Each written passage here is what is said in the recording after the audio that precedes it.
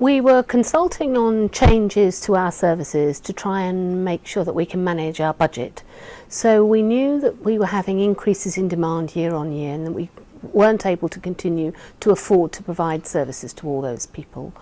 So we were consulting on stopping providing services to people with only moderate levels of need, changing to our charging policy to ensure that people who could afford to pay paid for the services that they received, and also changes to daycare for older people and disabled people, which would result in the closure of 2 centres. There were a range of public meetings. There was information on the council website. There were letters and consultation documents sent to everybody who used our services, and then there were special meetings for people who had particular communication requirements, so people who were deaf and hard of hearing, people who had learning disabilities or cognitive impairments, and a whole range of open events for anybody who wanted to come.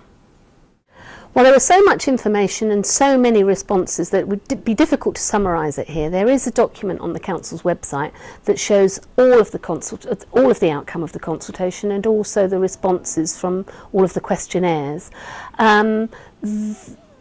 People did understand that we did have to live within our budget and therefore we would have to make changes, but they were uncomfortable about the way in which it would affect them personally.